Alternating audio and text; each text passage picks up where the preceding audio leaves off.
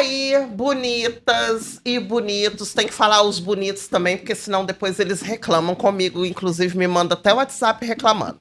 Mas enfim, bonitas e bonitos, estamos nós aqui na segunda temporada do Bonita Demais Pra Ser Feia, que é um oferecimento do Fundo Elas, com o projeto Moda Periférica Sustentável do Coletivo Mina Preta. E estamos aqui hoje no nosso terceiro episódio da nossa segunda temporada para falar com mulheres simplesmente espetaculares. É o mínimo, tá? Vamos falar sobre as nossas conquistas profissionais e outras coisas que normalmente surgem no caminho das mulheres que conseguem dar alguns passos nas suas conquistas profissionais. E aí tá aberto, então, o terceiro episódio do Bonita Demais Pra Ser Feia.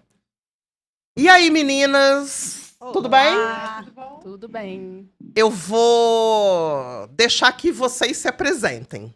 Certo. E aí, assim, super rápido. Nome e qual a profissão de vocês. E aí depois eu lanço a pergunta e a gente começa a conversar. Pode ser? Perfeito. Vamos lá. Oi, gente. Eu sou Jéssica Regina. Sou escritora, professora de português e literatura. Eu sou Maria Marta, nascida aqui em Volta Redonda, sou advogada. Estou como ouvidora da mulher na OAB aqui de Volta Redonda. Fui presidente da comissão da OAB Mulher e agora estou como ouvidora.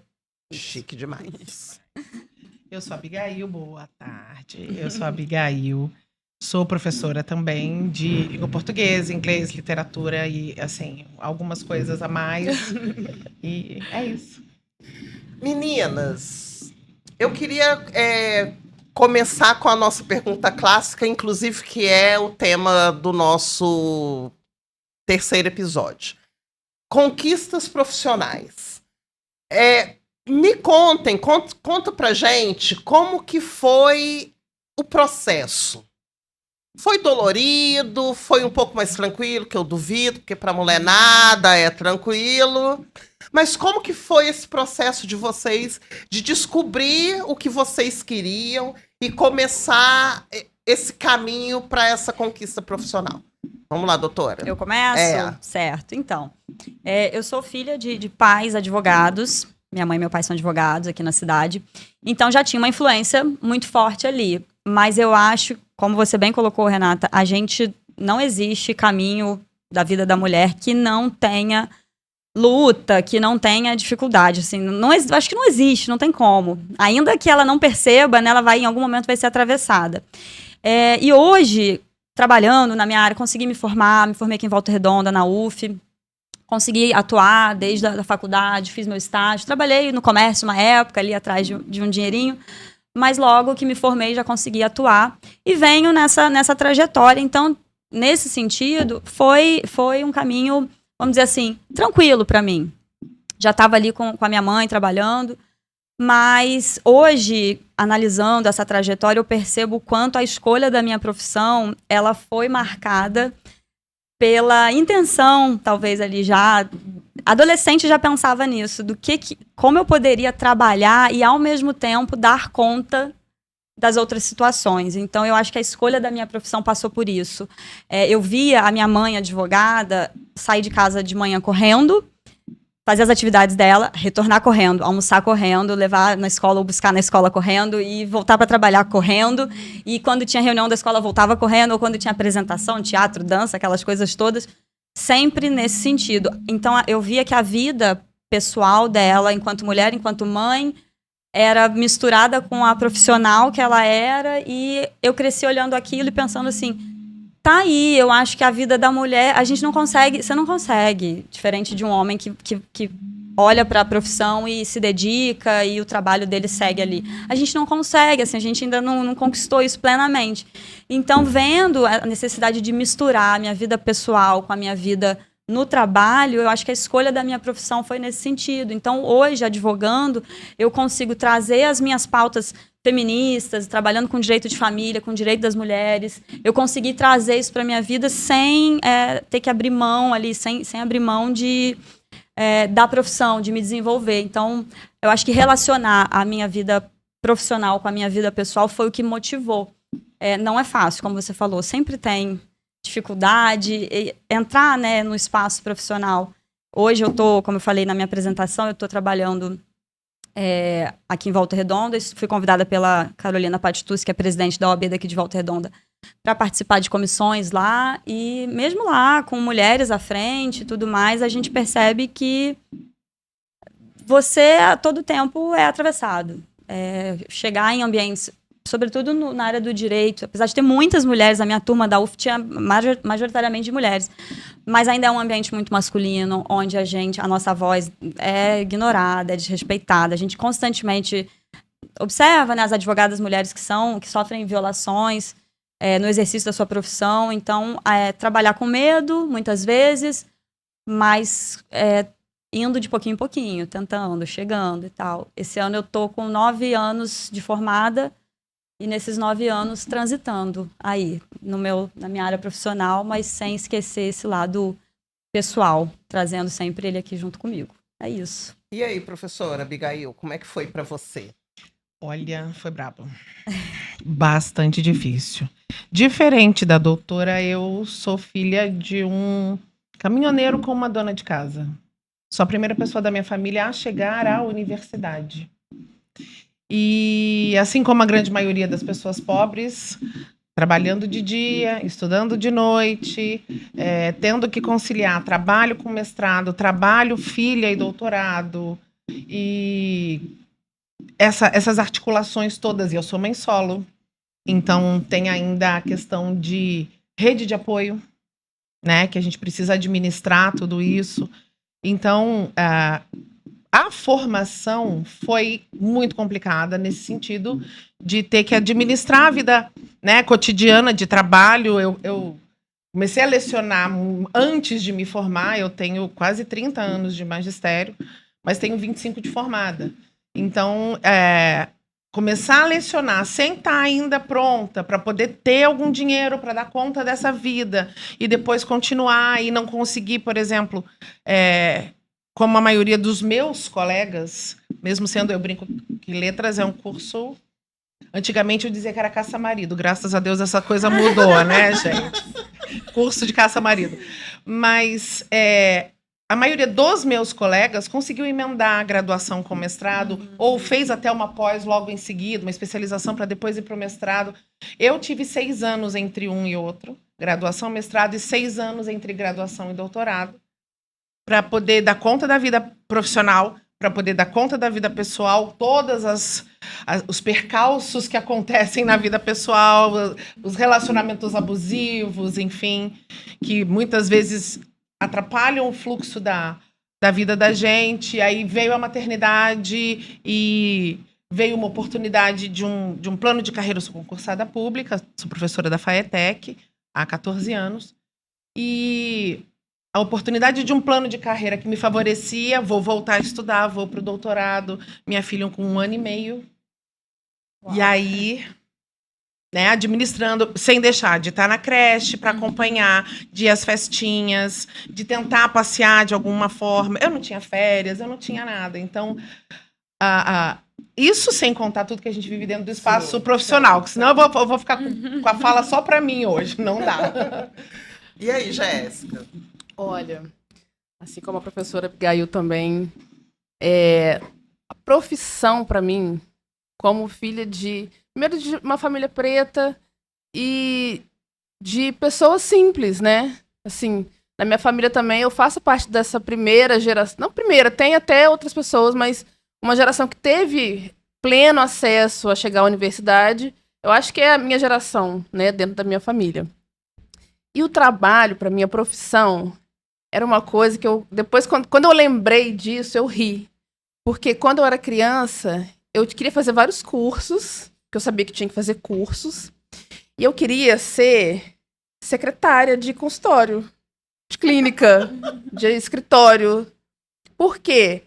Dentro da minha realidade ali do bairro onde eu morava, eram as moças que tinham estudado mais. Porque com certeza elas tinham estudado mais, para usar aquela roupa social, aquele sapato social, o cabelo preso daquele jeito, né, formal, para trabalhar, porque não era não era no serviço doméstico, comércio também não era, apesar de ser um trabalho que a gente sabe que explora muito, porque é um trabalho muito exaustivo. Quando eu era criança, eu tenho só 33 anos, mas assim, 15 anos atrás, a gente ainda não via muitas mulheres, homens pretos no comércio, porque as vagas de emprego pediam boa aparência. Eu vi isso. É muito recente. Eu vi que tinha nos pedidos de vaga boa aparência. E isso significava coisa que a gente sabe o que significava. Né? Então, assim, e eu tinha esse desejo, esse sonho. Olha que maluquice. E aí, tá, beleza, passou, chega a época de vestibular e tal. E eu acho que essa coisa de a gente precisa conhecer para sonhar. A gente não sonha nos nossos sonhos mesmo. A gente não consegue criar rostos novos. A gente só sonha com pessoas, por exemplo, que a gente já viu em algum momento da vida, porque o nosso cérebro não cria nada novo que a gente não tenha visto ali no sonho. E o sonho subjetivo, a gente também precisa sonhar com coisas que a gente sabe que existe. E aí eu fui perceber isso, que eu não sabia sonhar exatamente. Porque eu sonhava com alguma coisa grande, mas eu não sabia o que era, porque eu não conhecia. E eu gostava muito de português, sempre gostei. Então chegou a hora de falar assim, vou escolher uma faculdade, eu vou fazer letras português. Era esse o motivo. Mas aquela coisa ali, aquele contexto de querer vencer na vida pelo trabalho, pelo, né, boa remuneração e tal. A minha cabeça criou um conflito, um adolescente. E com 18 anos, eu fui fazer outro curso que não tinha nada a ver. Porque eu achei assim, a professora vai ganhar pouco. Eu sei o que você tá falando. Poxa vida, tanto trabalho para passar num vestibular, né? É aquela hora que você vai mudar a vida da sua família inteira. Então você tem que ter um cargo, assim, um trabalho. A pressão aí, ó. E aí eu desviei desse caminho. Aos 18 anos, eu fui retomar e fazer a faculdade de letras aos 25. E o que já tinha acontecido nesse tempo? Já tinha sido mãe, que foi a hora que a vida me abriu os olhos e falou, peraí, Jéssica, o tempo vai passar. Você tá com 25, né? Os 30 vão chegar de qualquer jeito. Então, se eu começar a fazer agora, eu vou estar formada. E aí foi a hora que eu deixei as outras ideias que eu tive para trás, porque eu tentei outras carreiras. E não concluí nenhuma delas, porque não ia dar certo. Não eram para ser suas. Não ia dar certo. A profissão, né? Aquela profissão que eu imaginava, profissões que tinha, né, que tivesse rentabilidade, que na verdade o objetivo era esse. Sim. E aí depois com o filho, mais ainda. Poxa, agora eu tenho que trabalhar pelos dois. Então eu tenho que melhorar a vida do meu filho, enfim. E aí eu voltei para o meu caminho que eu desejei lá com 18 anos, né, aos 25. E nesse tempo, paralelamente, sempre fui escritora, sempre fui poeta.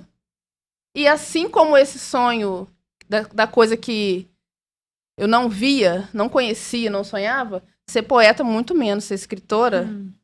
Trabalhar, quer dizer, nem via isso como um trabalho, né? Então, assim, trabalhar tinha que trabalhar. Estudar tinha que estudar. Eu era a menina que gostava de escrever poesia. Sim. Eu me via dessa forma. E ousava, né? Ousava escrever. Imagina, coitada, achava só que eu era boa nisso. Nem tão boa, mas achava que eu gostava. Quem disse que não né? boa, menina? Naquela época, naquele tempo. Olha como é que isso foi uma construção. Então, até me enxergar tão bem como poeta, como isso sendo o trabalho de poeta, um ofício também. A arte é um ofício. É um ofício. E eu também não enxergava isso. A vida não tinha me dado essa oportunidade de ver que a arte era um trabalho também. Né? Então, as minhas escolhas profissionais foram, lógico, tropeçando, né? Mas a maternidade me abriu muitos olhos e falou assim, peraí, filha, né? A vida vai passar e você tem que decidir o que você quer. E nesse meio tempo, trabalhando com tudo assim, tudo que eu pude e tive a oportunidade de trabalhar e trabalho hoje também com outra área para poder me manter e conseguir me desenvolver na profissão, nas profissões, né, nos trabalhos que eu desejo desenvolver. Você falando sobre ser secretária, você me levou lá para 208. No meados dos anos 70, que eu sou de 72, iniciozinho dos anos 80, eu estava na 208. E aí lá tinha uma família preta que todas as irmãs estudaram e os meninos foram mais pra coisa braçal. E eu achava um absurdo um dos meninos ter uma oficina mecânica, um senhor, na verdade, né? Ter uma oficina mecânica e ficar aquele monte de carro e não ter ninguém pra organizar aquilo. E eu falava com meu pai assim, quando eu crescer eu quero ser secretário. Porque eu vou ser secretária da oficina mecânica dele, porque eu acho um absurdo essa bagunça de carro parado na frente da oficina. O senso de responsabilidade dela ali. Eu queria organizar. Né? A mulher é ensinada A organizar. o tempo inteiro. E aí tempo passou, não morava mais na 207, na 208. E aí, gente, eu gosto muito de dinheiro. Sabe, assim, eu gosto muito de dinheiro, preciso manter meus luxos, que eu nem sou tão luxuosa, assim, mas eu preciso de dinheiro. E aí, fui atrás de conseguir trabalho. E aí, consigo um trabalho de secretária. Eu realizei meu sonho durante 2 meses no escritório odontológico, sendo secretária. E percebi, isso não é pra mim. Porque a minha família, sem entender nada de arte, já foi me introduzindo na arte. Mas principalmente na arte de produzir a arte. Sabe? De organizar. Então, assim, eu confesso pra vocês, eu faço 53 anos no final do ano, eu ainda estou nessa busca. Mas isso faz parte da nossa trajetória. Ela estava falando, fiquei lembrando. Eu fui aluna de escola pública, eu tive oportunidade de fazer o antigo 2º grau, porque eu sou de 77. Eu numa fiz o escola básico, pública. amor. Quem Não, é de 72 fez básico. Mas eu fiz básico. Mas era o 2º grau, tinha o 1º ano básico, né? E aí eu consegui a oportunidade de fazer numa escola particular. Eu sou paulista, né? Sou paulistana. Tem 25 anos que eu moro em Volta Redonda. E aí, no primeiro dia de aula, eu comentei isso com os meus alunos essa semana. Primeiro dia de aula, o professor de matemática, que nunca foi a minha matéria favorita, começou a falar sobre o livro didático que ele ia adotar. E aí ele disse assim, o autor desse livro foi meu professor na universidade, PhD em matemática avançada, professor fulano de tal, aí Abigail. Professor, o que é PhD? Eu sempre fui cara de pau também, essa é a vantagem. Quando ele explicou, eu tinha 14 anos, gente. Eu virei para ele e falei assim, é esse negócio aí que eu quero ser. Eu não sabia, minha família não tinha nenhuma referência. Era distante, né? Era só donas de casa. Então, e eu não queria ser professora, que nem você falou, eu pensei a mesma coisa. Eu fiz um técnico de tradutor e intérprete. Gente, Ai, Lúcia, eu queria. Eu queria. Eu tenho técnico em informática. Eu sei ligar no computador. Eu tenho técnico em agropecuária. Olha só. Mas aí você já teve a oportunidade de fazer por aqui, né? Eu fui fazer tradutor porque eu dizia, eu só levo jeito para coisa que envolva a língua. Muito bem. Então eu vou trabalhar como tradutora, porque professora eu vou morrer ferrada. E aí eu cheguei a fazer o curso técnico e ali eu entendi, não é para mim. Porque eu ia lidar com máquina o tempo inteiro. Talvez seja uma das coisas que você, como secretária, também vivenciou. Porque a gente tem que ficar o tempo inteiro no computador. Eu olhava, gente, olha, me arrepio de lembrar. Eu olhava aquilo e falava, gente, eu não nasci pra máquina, eu nasci pra gente. Eu preciso de gente. Aí eu tive que fazer um processo de convencimento comigo mesma para aceitar a ideia. Você nasceu para ser professora, então, por gentileza, crie vergonha na cara, vá fazer letras, que é isso que você quer da sua vida, e se encaminhe por esse lugar. Aí foi por isso que eu tomei a decisão, depois eu já tinha falado, né? Esse negócio aí que eu quero ser. Falei, então eu vou ser isso aí dentro da profissão que eu escolhi. Porque eu não vou aceitar ver os meus colegas de colégio, de faculdade, que iam fazer graduação e tudo mais, pós-graduação, especialização, mestrado, doutorado, e eu vou ficar aqui olhando, não. Eu vou atrasar a minha vida pessoal, eu vou, por exemplo, adiar a ideia de ser mãe, eu sempre quis. Eu fui mãe com 35 para 36 anos. Mas primeiro eu fiz meu mestrado. Pelo menos o mestrado eu já tinha conseguido fazer. Doutorado eu tinha desistido, então eu ia levando desse jeito. Mas, de qualquer forma, esses sonhos que a gente vai aprendendo que existem e vão moldando a nossa vida, eles só são possíveis no momento em que a gente tem essa oportunidade de entrar em contato com outras pessoas. A escola precisa ser um Sim. espaço muito Sim, importante para muito. isso. Quantos sonhos são, todos os dias, né? São podados por essa questão do acesso, da oportunidade. E eu achei super legal a Renata ter convidado, me colocou aqui no meio de duas professoras, porque é o ambiente, é a academia, né? É o ambiente de transformação, é onde isso acontece. Você relatando o seu contato com esse professor, eu achava fantástico também na faculdade, quando os meus professores indicavam algum livro e apontavam o autor e falavam, porque eu tive aula com essa pessoa, eu ficava... Então é real, assim, dá a referência que a gente precisa ter quando a gente sonha, porque a gente não vai sonhar o nada, a gente precisa sonhar uma coisa que a gente, né, tenha referência. Então, frequentar, ter acesso aos ambientes que vão dar essas referências pra gente, eu acho que enquanto mulher preta, você poder olhar uma referência, outra mulher preta, ocupando aquele lugar que você quer chegar, é um norte, é o que tira a gente da zona de conforto. Por quê? Zona de conforto aqui, muito entre aspas, porque não é confortável, né? Pelo contrário. Mas é talvez assim, o que faça a gente reunir ali um pouco de coragem e encontrar força, buscar rede de apoio para ter força para sair daquela zona que eu chamei aqui de zona de conforto, mas é que na verdade é assim, a zona que colocam a gente e deixam, né, a gente de uma forma que é muito difícil de sair. É muito difícil. Então, assim, falo aqui assim, com todo respeito às mulheres que de alguma forma tentaram ou que nem chegaram a tentar, Sim. que acabaram podando esses sonhos, mas porque, assim, é muito difícil de sair. Você ter esse start, essa luz, assim, que aparece, que você fala, poxa, eu vou atrás disso daqui, é muito difícil. Eu, na minha profissão, fazendo uma leve comparação, assim, eu tinha pais que advogavam e eu poderia ter seguido aquilo naquele formato ali de, tipo assim, trabalhar, ganhar dinheiro e fim. E pagar conta. Mas eu ficava assim, não, eu preciso... Eu sentia a necessidade de me comunicar com gente, de levar aquilo que eu acreditava, assim, de fazer aquela pequena diferença, de pensar assim, não, poxa, eu estou aprendendo o direito das mulheres, eu preciso levar isso de alguma forma. Lá na OAB foi o ambiente que eu tive a oportunidade de me comunicar. A gente levou palestras aqui em Volta Redonda para falar sobre violência doméstica e em algumas escolas e em todas. Não teve nenhuma que a gente passou que, assim, quando acaba a palestra, vem duas, três, 4 meninas. Ai, tia, porque minha mãe, porque minha vizinha, porque minha irmã, assim. minha prima. E vem aquele relato, às vezes, de meninos. Quantas escolas a gente entrou e foi dar palestra sobre violência doméstica. E os professores chegavam, sentavam lá no fundo e tal, porque eu estava tomando o tempo deles, né? Aí eles sentavam lá no fundo, alguns homens cruzavam o braço assim, encostavam. E aí, no meio da palestra, levantavam e ia embora. Levantava e ia embora. E eu falava, bom, que bom, incomodei, isso aí, vim pra isso. Se não for pra incomodar, a gente nem vem.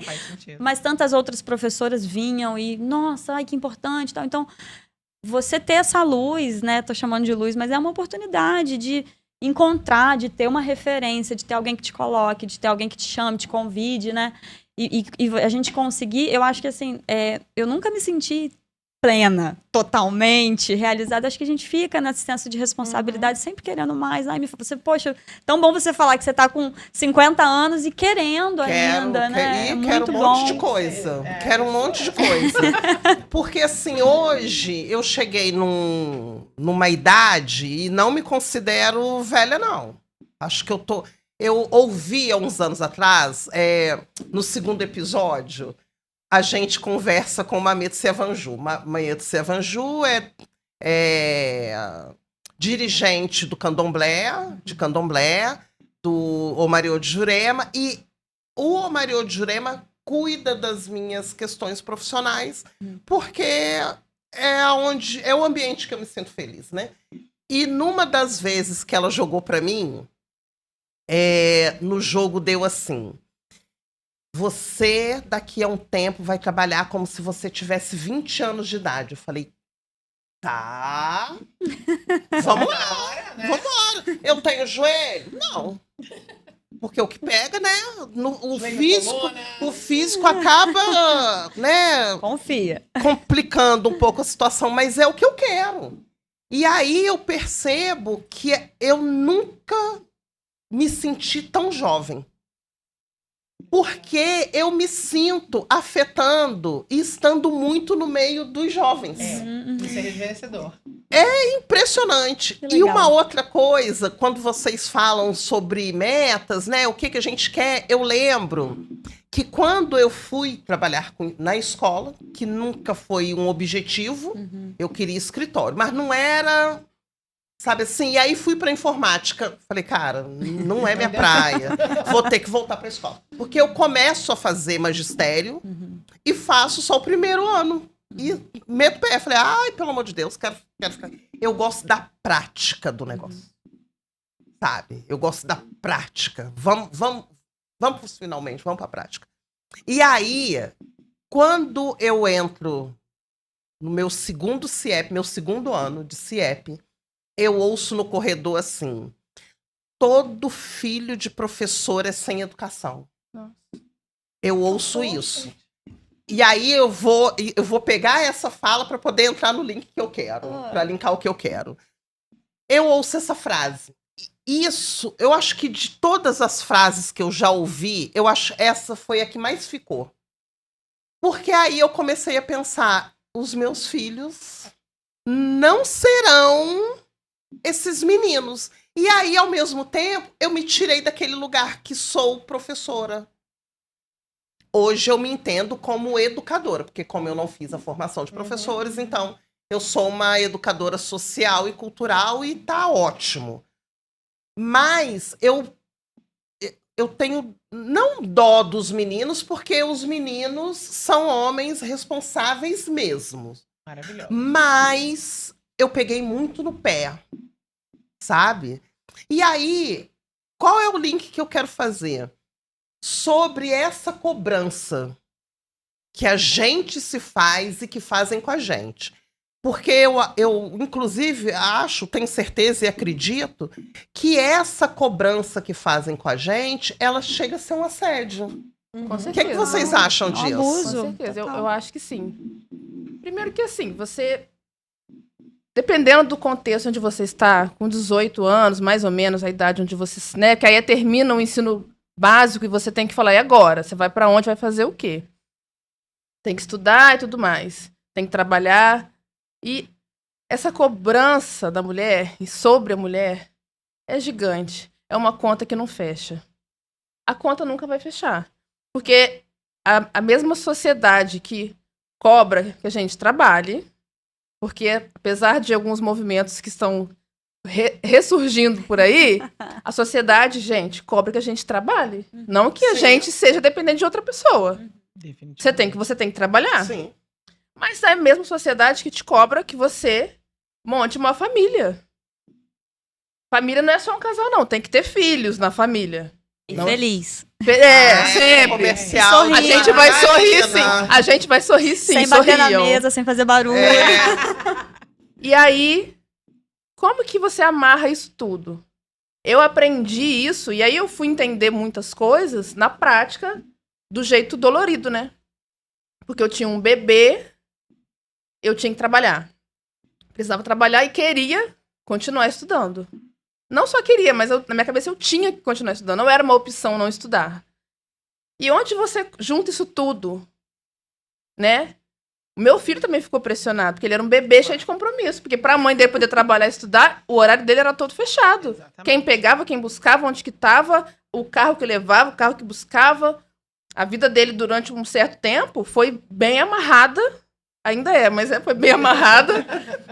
Porque a mãe dele estava fora. A mãe dele estava fora. Então impactou diretamente, né?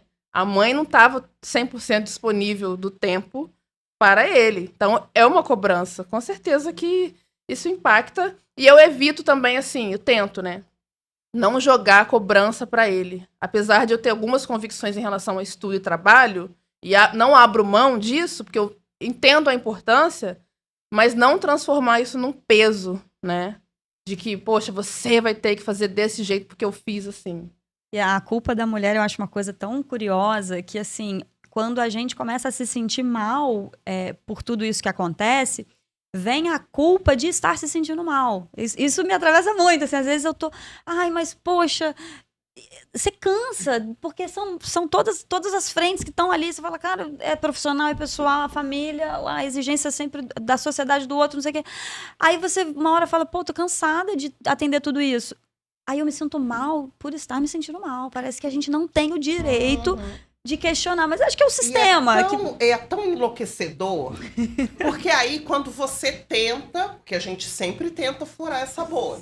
Ponto, né? Eu me sinto uma mulher muito privilegiada de conviver com outras mulheres que estão o tempo inteiro furando essa bolha.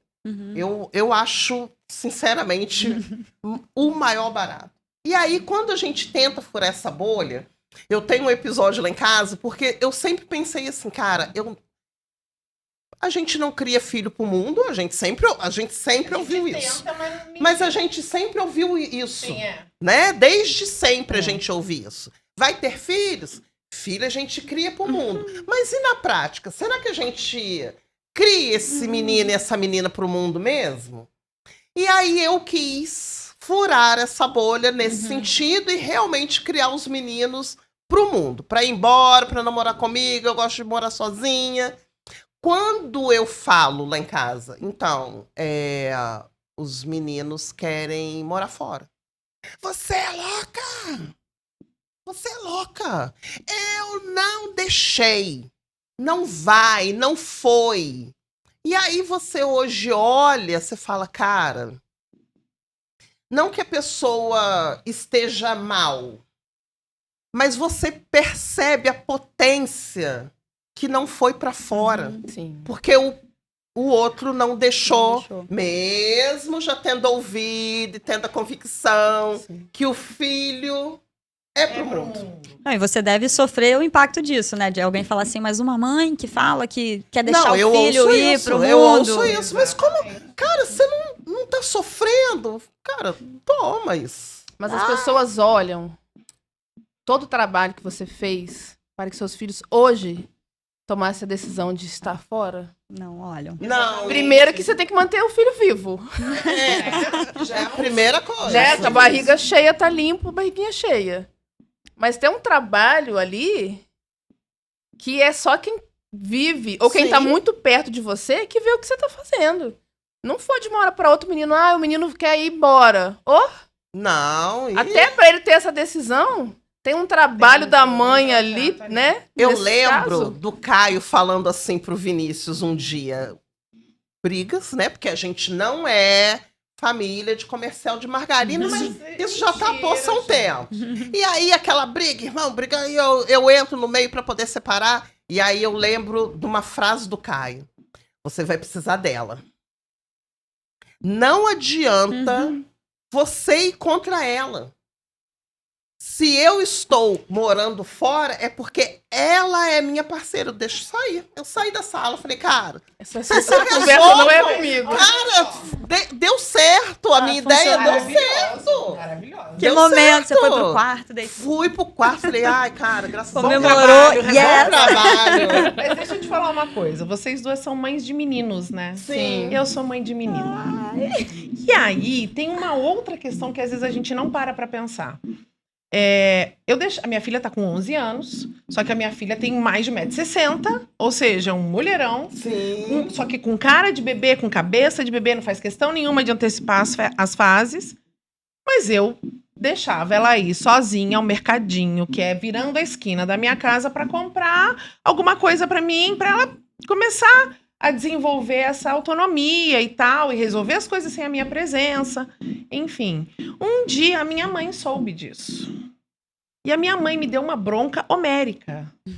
Porque uma coisa que, juro pra vocês, naquele momento isso não passou pela minha cabeça.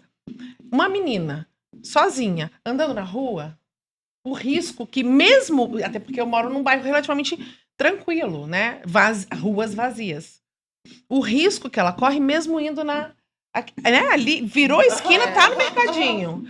E criar um filho pro mundo, ou melhor, criar uma filha pro mundo é um processo de sabe, de dúvida o tempo inteiro, porque ao mesmo Contradição. tempo que você quer abrir, que você sabe que ela tem potencial, que ela tem um caminho imenso para trilhar, uma série de possibilidades, e que ela tá disposta, porque uma das vantagens dos filhos de professor é porque eles gostam do conhecimento, Sim. né?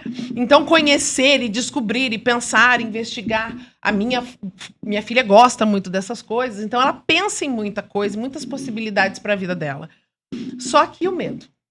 Porque ser mulher já é um risco Sim. Enorme, né? enorme. Enorme. Então, Ser uma menina é muito risco. é muito perigoso. Então, eu sonho que a minha filha ganhe o mundo. Do fundo do meu coração. Eu sou mãe solo, ela é filha única. Veio em circunstâncias que é melhor a gente não tocar, que senão a gente vai acabar o podcast. Mas ela... talvez o fato de ter sido mãe tardiamente, eu venho conseguindo fazer com que ela tenha um olhar muito para fora, que ela sonhe em ir para fora e abrir os horizontes. Só que ao mesmo tempo o medo é muito grande. Uhum. Porque a gente sabe o que é sofrer a violência. Sim. Principalmente, assim, não vou nem falar dos casos mais drásticos, mas as violências cotidianas que a gente vivencia no espaço de transporte trabalho. público, Mas, por exemplo, eu sou de um tempo em que o primeiro colégio particular, o primeiro colégio que eu trabalhei na minha vida, o salário era definido pela disciplina e pelo gênero. Professores de exatas ganhavam mais. Imagina. Professoras de exatas um pouquinho menos.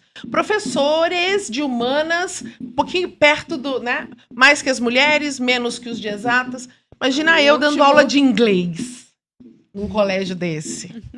Meu salário era o pior de todos. Só que isso era velado para que isso, né, não se tornasse um problema gigante. Então, não existia esse tipo de isonomia, e fora todas as outras opressões, assédio moral, que é muito mais comum que a gente vivencie. Sim. Sim. E aí, imagina, eu fico pensando, a minha filha, por exemplo, em Belo Horizonte, não vou nem colocar longe, não. Vou falar, tipo, Vinícius. Aham. Vinícius não tá em Belo Horizonte. Imagino Clarice em Belo Horizonte, sozinha. Uhum. O que ela vai vivenciar? Entendeu? Porque quando você... Eu migrei. Eu saí de São Paulo, eu morei 3 anos em Taubaté, e de Taubaté eu vim pra cá, tô aqui há 25 anos. Mas eu não migrei sozinha. E, inclusive, quando tive a oportunidade de ir pro mestrado em Campinas, me perguntei se eu tinha estrutura emocional para ir sem a minha família. Porque eu já estava num momento complexo, né, de saúde mental, e aí estar sem o meu apoio psicológico ia ser muito difícil de eu conseguir ficar. Então eu desisti, porque eu sabia que a violência que a gente sofre cotidianamente poderia me fazer desistir daquele sonho. Então eu preferi adiar, fazer de uma outra forma. Não, vamos lá, tô indo para Volta Redonda, então vamos tentar Rio depois e tal. Então, assim, criar um filho... Eu vejo vocês falando, meu menino, eu vejo você... Você sabe que eu adoro seus filhos, né? Foram meus alunos e tal. Quando eu vejo vocês falando dos filhos, eu falo, gente, como é mais fácil. Porque Eu a acho. gente, como Eu tenho mãe, que concordar. Eu sou obrigada. É. é muito difícil. Eu reconheço gente. essa posição. Muitas vezes eu me pego assim, e uma vez até alguma coisa numa rede social e tal. Todos os dilemas que a gente passa com filhos e medos que a gente tem. E aí uma colega me respondeu falando, e eu que tenho 2 meninas? Uhum. Na hora eu falei, tem nada pra falar mais. Né? Porque Tem. O que você tem? O teu trabalho como mãe de menino para que isso diminua. essa é a nossa responsabilidade. Essa é a nossa responsabilidade. Era isso que eu queria deixar pro mundo. Exatamente. Sabe? Já até me arrepiei. Meninos que entendam, que sejam sensíveis às nossas dores, que não são poucas, sabe? Uhum. Que consigam respeitar. Eu lembro que quando o Caio volta uns meses depois, ele já tinha vindo um mês, aí ficou um tempinho fora e voltou de novo para passar uns dias. E aí eu falei, e aí? Porque quando ele foi embora e eu arrumei a mala, eu coloquei as camisinhas na mala. Eu coloquei. Ah, não, Não, poxa, conheci um pessoalzinho aí. Eu falei, então, não é pessoalzinho. Vamos organizar o negócio? Pessoalzinho é horrível. Não é né, pessoalzinho, né, Caio? Não, mãe. Desculpa, mas é uma situação meio complexa. Porque não era uma pessoa só. Uhum. E aí, a minha fala pra ele foi, então, você precisa entender, até porque você viveu comigo, que o filho bem é da mãe. Tá? Tá posto? O filho é da mãe. Uhum. Você tem um sonho e você tem a mim como sua parceira pra te apoiar a viver esse sonho. Mas a coleguinha, talvez ela ou tenha que definitivamente abandonar o sonho dela, ou ela vai ter que, só Deus sabe, se virar no 30 pra criar um filho que é seu e você vai estar lá. Você vivendo isso. Você vai continuar lá. A vida não vai parar pra ele, né? Exatamente. Preste bem atenção, porque você viveu comigo quando a gente precisou se separar do seu pai. Uhum. Então presta bem atenção nas questões dos pessoalzinhos. Falei assim ainda com ele. Presta bem atenção. Então, é isso, né? É a nossa missão também enquanto mãe de Acho que é menino. levar pra eles, né, a realidade, mostrar. Às vezes a gente é muito. Eu recebo muita crítica às vezes, de mostrar a realidade. Eu me defendo desse sentido. Eu falo, gente, mas isso é só a realidade. Ai, mas isso é um ataque aos homens. Não, não é um ataque aos homens. Eu uma só tô realidade. chamando vocês para conhecer a realidade, porque assim, a gente almeja viver os nossos sonhos, ter as nossas conquistas profissionais. A gente sabe, se a gente puxa aí um contexto histórico, tudo bem, a mulher antes, né, lá no início, cuidava majoritariamente do trabalho doméstico, mas assim, não foi nenhuma questão que a mulher correu atrás disso, não. As guerras, o sistema econômico fizeram com que a mulher fosse necessária, a mão de obra feminina fosse necessária. Então, esse papo de que a gente saiu correndo para ir atrás desse trabalho, calma aí, não é bem assim, não. O negócio é mais complexo. Mas, enfim, fomos convocadas a integrar a força de trabalho, entramos, né, iniciamos.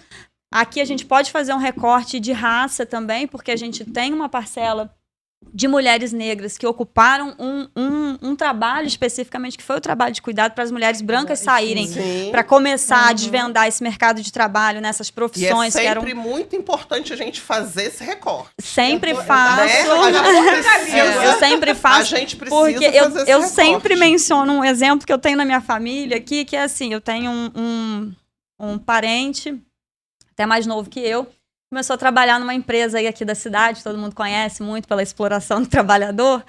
E ele trabalha muito e tem turno e chega cansado e o uniforme sempre sujo e aquela coisa toda. E a mãe dele, hoje é a mãe, daqui a uns anos vai ser a esposa.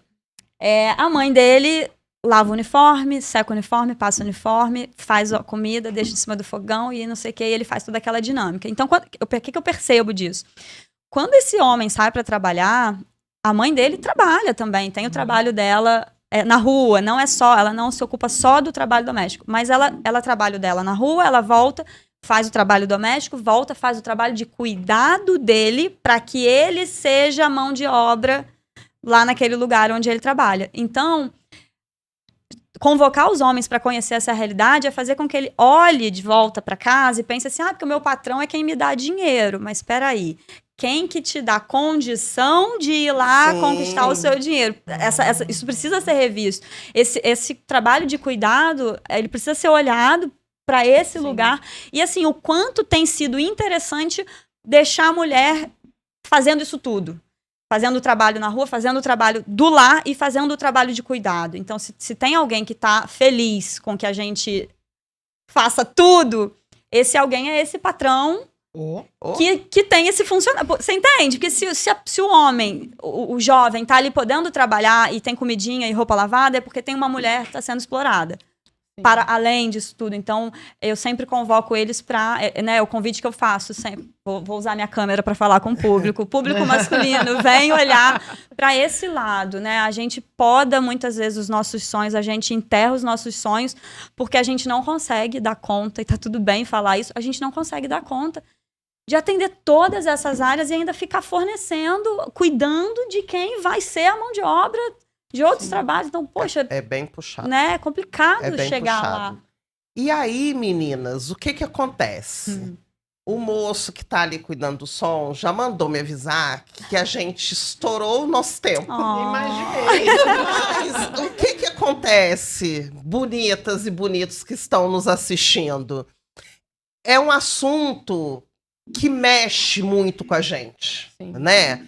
Porque a gente que sabe, você sabe, vocês sabem, e as outras mulheres que estão assistindo esse papo, o quão árduo é chegar e conquistar.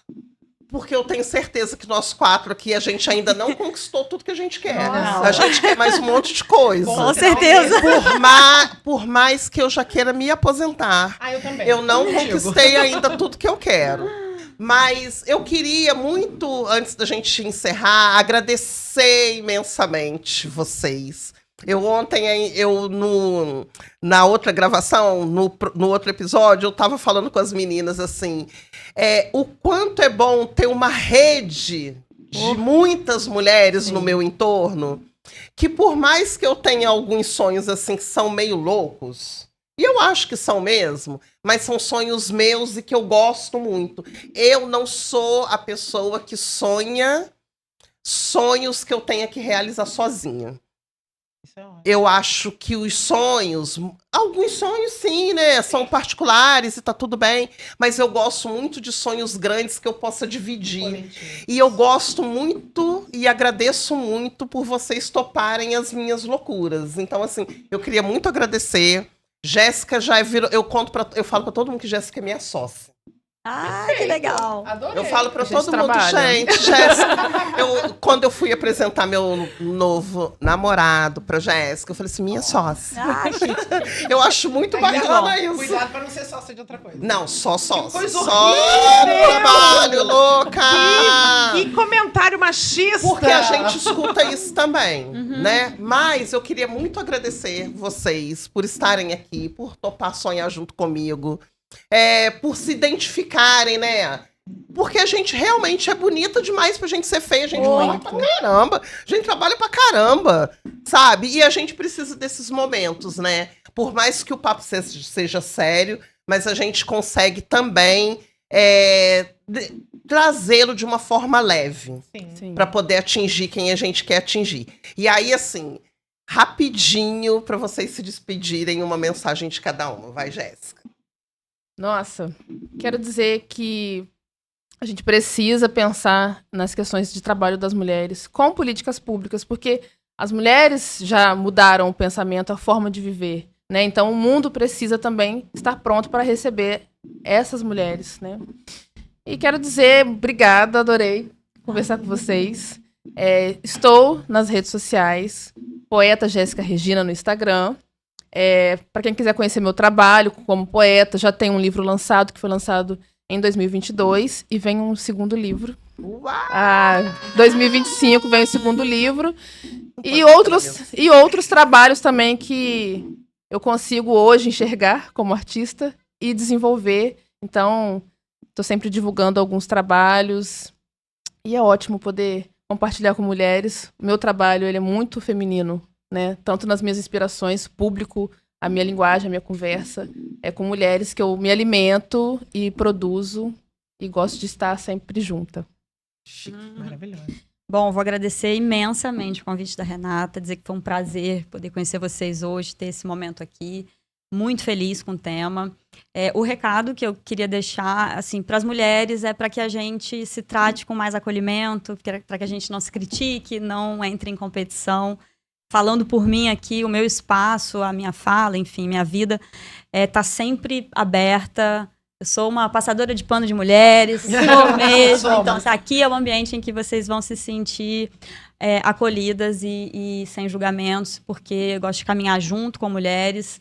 Então, contem comigo para ser rede, né, de apoio. Tem minhas amigas que contam comigo, então ver o sucesso profissional delas é incrível. Eu sou uma fã mesmo de mulheres que conquistam, torço e tento ajudar dentro do possível. E aos homens, o convite que eu fiz agora há pouco é que, assim, olhem para a nossa realidade com carinho, com atenção se comprometam com a nossa causa, nos ajudem, né, participem com a gente. É isso, obrigada. Bom, agradecer em primeiro lugar você, a oportunidade, imagina, estar aqui com a E mãe esse tema dos surgiu meus... por sua causa, né? Olha, não sabia. Porque na primeira temporada eu pedi sugestão de tema pra segunda. Nem sabia se ia ter a segunda. Ah, fui eu que coloquei Foi, isso? Não lembrava. foi. Eu lembro que eu deixei um comentário pra Você isso. deixou pra gente conversar sobre questões profissionais e sobre assédio no trabalho. Assédio no trabalho, que é assédio no fundamental. Mas assim, é muito gratificante estar aqui com você em especial, porque eu fui professora dos seus filhos, né? Mais tempo do Vinícius do que do Caio, mas Sim. fui professora dos dois. E posso dizer, por exemplo, e aí também falar para os meninos, né, que estão assistindo a gente, que Renata produziu 2 homens maravilhosos. 2 homens que sabem entender, né, olhar para a mulher de uma maneira tão parceira, que eu acho que esse é o grande recado que precisa ser dado. Não existe convivência, aliás, não existe vivência se a gente não entender que nós convivemos. A existência ela é coletiva. Então, quando a gente perceber que essas questões que nos oprimem como mulheres também prejudicam esses homens, também os colocam em situações muito degradantes até em alguns momentos, principalmente a perda da sensibilidade, e é uma das características principais dos seus filhos, a sensibilidade a respeito de tantas coisas, eu acho que esse é o ponto. E é muito gratificante saber que eu tô aqui com mulheres incríveis, que têm tanta coisa para trocar comigo e que podem também me dar as mãos, como a doutora falou, de participar disso tudo, de viver isso tudo e principalmente de trazer quem possa ser os nossos aliados, né? Não é porque o mau uso daquele conceito do lugar de fala, não é porque eles não são mulheres que eles não podem falar do lado de fora. Sim. Eles podem, devem e Precisam. precisam estar conosco É nesse isso. processo. É Muito isso. obrigada, meninas. Muito obrigada. Olha, eu agradeço e convido todas as bonitas e bonitos, afinal a gente precisa dos bonitos perto da gente como nossos aliados, como bem as nossas convidadas falaram. Nos aguardem, porque a gente está chegando, a gente não vai parar. Esse episódio, como os outros, também é um oferecimento do Fundo Elas. Conheçam o Fundo Elas, é muito legal. E faz parte do projeto Moda Periférica Sustentável do Coletivo Mina Preta. Meninas, obrigada. Obrigada. E vamos para a próxima. Até a Isso próxima. aí. Até. Sucesso. Sucesso.